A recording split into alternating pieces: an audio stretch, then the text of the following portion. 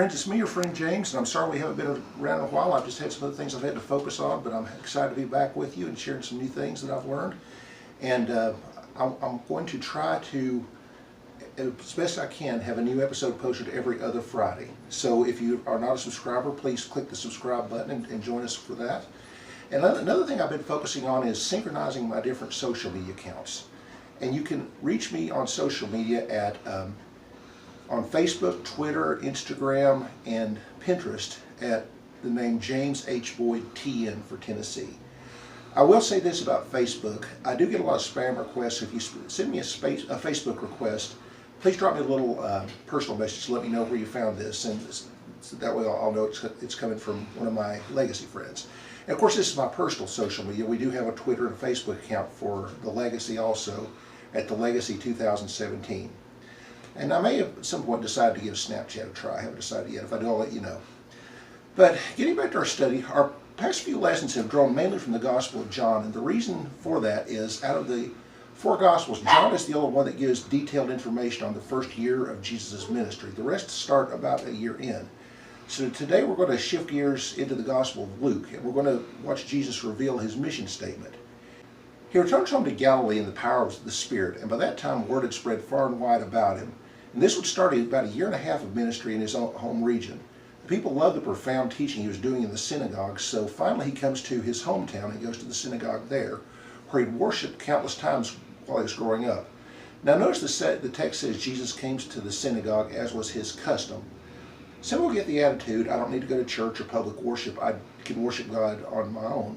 But the perfect Son of God didn't see it that way. He saw a need to regularly come to public worship. Commentator Adam Clark said, "To worship God publicly is the duty of every man, and no man will be held guiltless who forsakes it."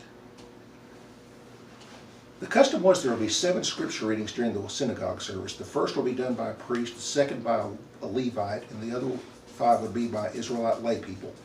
Again, Jesus' reputation had been growing with this time rapidly, and he was given the honor to be one of the liturgists for this service.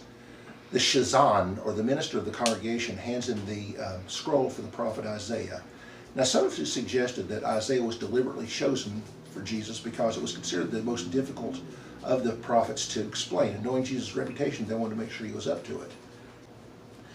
Jesus starts to read from Isaiah in what we know now as chapter 61, verse 1. "The Spirit of the Lord is upon me because he has anointed me to preach the gospel to the poor. He has sent me to heal the brokenhearted, to preach deliverance to the captives, and recovery to the sight to the blind, to set at liberty them that are bruised." Now this passage has both a literal and a figurative application. Certainly Jesus ministered many times to those who were physically blind and poor and oppressed.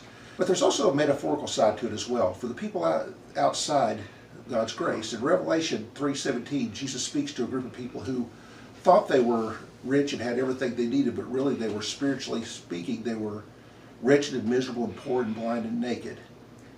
But then he rolled up the scroll and gave it back to the attendant and sat down, as the custom was for the person teaching to sit down while the congregation stood. But everyone's looking intently at Jesus, eager to see what he would say next. And he begins by saying, "Today this scripture is fulfilled in your hearing."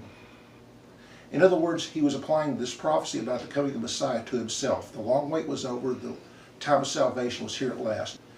Of course, this was shocking news to the people. In their eyes, Jesus was just a working class local boy that they'd watched grow up, and they were amazed at the gracious words that came from his lips.